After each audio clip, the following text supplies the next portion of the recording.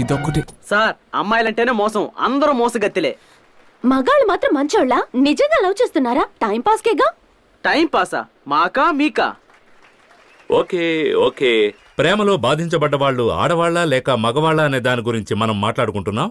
కానీ దీని గురించి మనం మాట్లాడుకోవడం కంటే మన స్టూడియోకి ఒక చీఫ్ గెస్ట్ వచ్చారు. ఆయన చెప్తేనే ఇది సూటబుల్ గా ఉంటుంది. ఆయన ఎవరంటే, ఈ మధ్య వచ్చిన సినిమాల్లో ప్రేమనైనా సరే, ప్రేమించిన వాళ్ళనైనా సరే మాక్సిమం ఎంత ఆట పట్టించగలరో అంత ఆట పట్టిస్తారు. Let's welcome the one and only.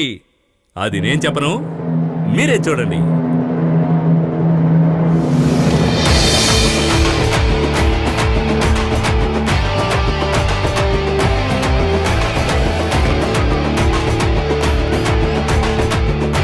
Welcome సంతానం, వెల్కమ్ అండ్ వెల్కమ్. ప్రేమలో ఎక్కువగా బాధించబడ్డ వాళ్ళు ఆడవాళ్ళ మగవాళ్ళ అనే దాని గురించి డిబేట్ జరుగుతోంది. మీకు ప్రేమలో అనుభవం ఉందా సంతానం? నేనేమన్నా పీకే అమెరికన్ లాగా ఇంకో గ్రహం నుంచి వస్తున్నానా ఏంటి? నేను మనిషినే గోపి. లైఫ్ లో ప్రతి ఒక్కరికి లవ్ ఎక్స్పీరియన్స్ ఉంటుంది. ఈ డిబేట్ లో మీరు చెప్పబోయే నిర్ణయం చాలా ముఖ్యమైంది. ప్లీజ్ టేక్ యువర్ సీట్ సంతానం. చాలా థ్యాంక్స్. ఓ అమ్మాయి మిమ్మల్ని ఒక ప్రశ్న అడగాలనుకుంటోంది. అడగమ్మా. సార్ మీ లవ్ ఎక్స్పీరియన్స్ గురించి కాస్త చెప్పండి సార్. ఏమ్మా, 10 సంవత్సరాల ఎక్స్పీరియన్స్ ఉంటే బాయ్ ఫ్రెండ్ ఉద్యోగం ఏమైనా ఖాళీగా ఉందా? ప్రేమ వల్ల మేం బాధించబడ్డాం, ప్రేమ వల్ల మేం మోసగించబడ్డాం అని చెప్పేవాళ్ళు ఎవరైనా ఉన్నారా? గోపి, చెప్పండి ఆ ప్రశ్న సంతానం. అక్కడి నుంచి అడగకూడదు, ఇక్కడికి వచ్చాడు. సారీ సంతానం, సారీ. చెప్పు బాబు. ఒక అమ్మాయిని సిన్సియర్ గా లవ్ చేశాను సార్, మోసం చేసిపోయింది. సిన్సియర్ గా లవ్ చేస్తే మోసం చేసే పోతారు. అదే హుషారు చేసి వదిలేయాలని చూడు, టక్కని పట్టుకుంటారు. Correct correct. సార్ మీరు ఎప్పుడూ అబ్బాయిలకే సపోర్ట్ చేస్తారా? అరే అబ్బాయి, అలాంటిదేం లేదమ్మా. నేను ఉన్న ఫ్యాక్ట్ చెప్పాను, అది వాళ్ళకి అడ్వాంటేజ్ అయింది.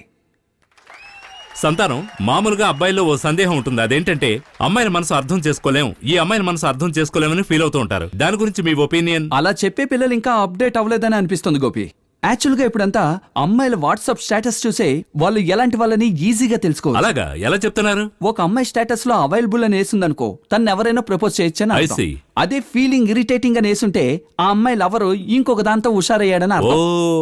అయితే ఫీలింగ్ లోన్లీ అని ఉంటే ఇంట్లో ఎవరు లేరు, త్వరగా రా అని అర్థం. షూటింగ్ అవగానే వెళ్ళేటట్టున్నారు. ఫ్యామిలీ చూస్తుంది సంతానం. అయ్యో, నేను ఎలాగ పెట్టింది? రూపేష్ వెళ్ళుంటాడు. సంతానం చెప్పింది కరెక్టా? సార్ 100% నిజం సార్. ఆ రోజు మాకు ఏది మైండ్ లో వస్తుందో అదే మేము వాట్సాప్ స్టేటస్ గా వేస్తాం.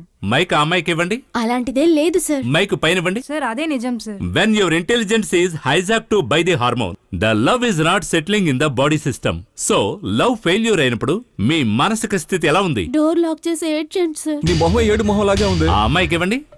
బ్లేడ్ తో జే కట్ చేసుకున్నాను. హే, వాడే బ్లేడ్ తో కట్ చేసి ఉంటాడే. అబద్ధం అర్థం చూడు. ఎవరిని చూసినా గోపు మీద కొట్టాలనిపిస్తుంది. రా, 4 పీకుతాను. బాబు నువ్వు చెప్పమ్మా. తనిచ్చిన గిఫ్ట్స్, గ్రీటింగ్ కార్డ్స్ అన్నీ తగలబెట్టి వాట్సాప్ లో వీడియో తీసి తనకే పంపాను సార్. ఫుల్లుగా మందు కొట్టి తనకు ఫోన్ చేసి చండాలంగా తిట్టాను సార్. స్ట్రైట్ గా వెళ్తే తను పట్టించుకోలేదు. ఇంటి నుండి ఒక వారం బయటికి వెళ్ళలేదు, పనికి వెళ్ళలేదు సార్. వీడు మన జాతిరా. నేనెవరిని లవ్ చేయలేదు సార్. నా ఫ్రెండ్ లవ్ గురించి మాట్లాడడానికి వచ్చాను. నా ఫ్రెండ్ ఒకడు ఒక అమ్మాయిని సిన్సియర్ గా లవ్ చేశాడు సార్. ఇంతకీ తను వాళ్ళ చుట్టాల అమ్మాయి సార్. ఏమైందో తెలియదు కానీ తను వాడిని మోసం చేసి వెళ్ళిపోయింది సార్. ఫీలింగ్స్ ని కంట్రోల్ చేసుకోలేక తను సూసైడ్ చేసుకున్నాడు సార్. కూడా ఉన్న మేమే తను కాపాడలేకపోయాం. ఇప్పుడు ఫ్రెండ్స్ అందరం తన్ని చాలా మిస్ అవుతున్నాం సార్. సంతానం, సంతోషంతో మొదలైన ఎన్నో ప్రేమలు ఈ విధంగా విషాదంతో ముగుస్తున్నాయి. దాని గురించి మీరేమంటారు?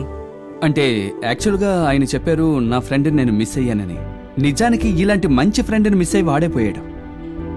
నేనేం చెప్తానంటే, టీవీలో మనం ఒక ప్రోగ్రామ్ చూస్తాం.